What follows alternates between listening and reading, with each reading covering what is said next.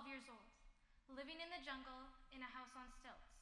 Your house isn't bigger than a couple of rooms. Now, imagine living in that house with 4 other people. And of those 4 people, none of them are your parents. Where would you be without your parents?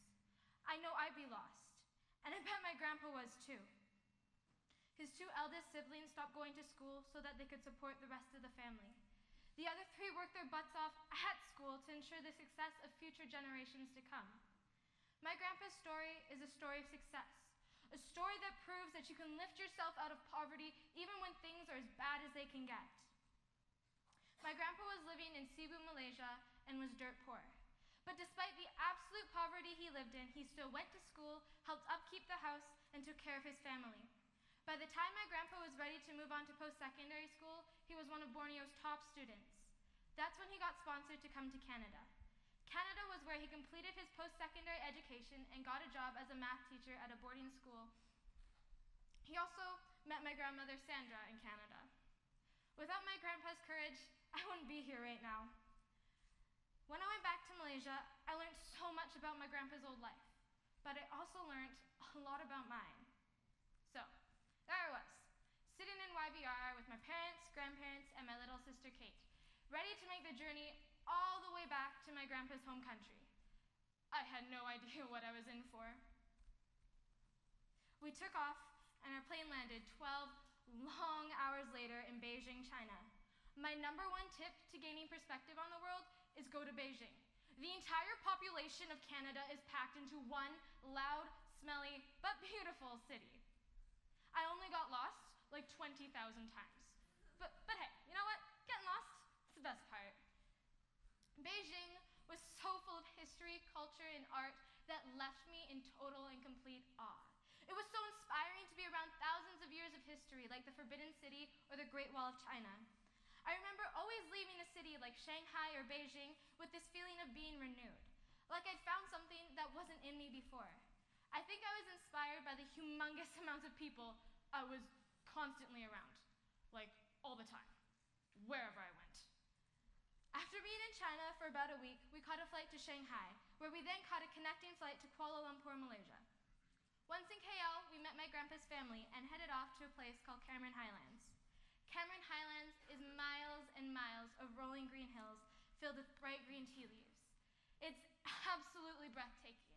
I mean, BC is beautiful, but this, I can't even explain it. Just seeing green as far as my eyes could go made me realize how far away I was from home. Here the world seemed endless. Here is where I first started to realize how much there was to explore, how many new things there were to learn, how many chances I had to get lost. So now that I've told you about my absolute favorite place in Malaysia, let me tell you a bit more.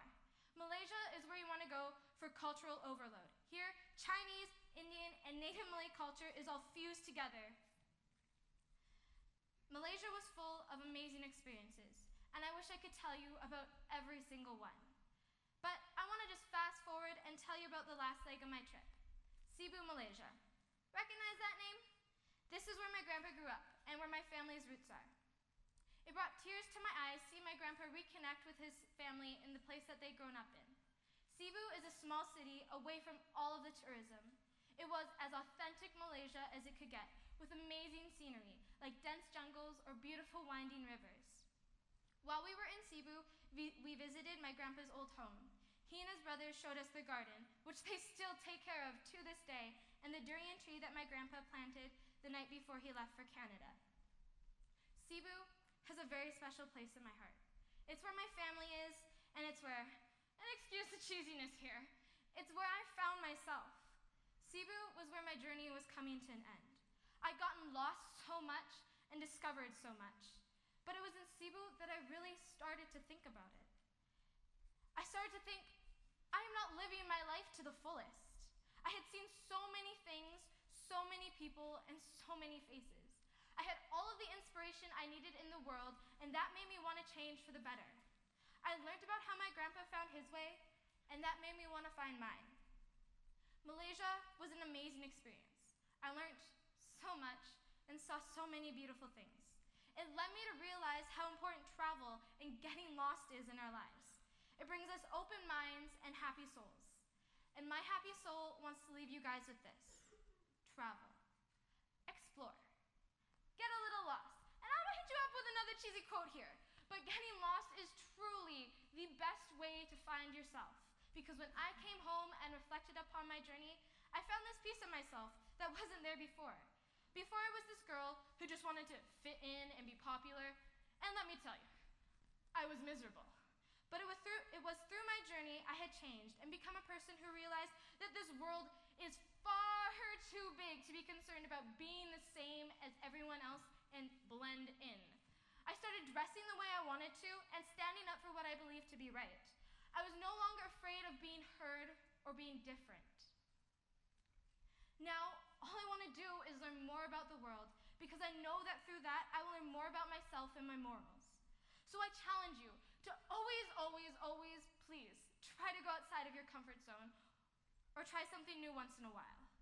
Get a little lost or have absolutely no idea what the heck you're doing. You'll get so much more out of this life that we're given than if you didn't. Thank you.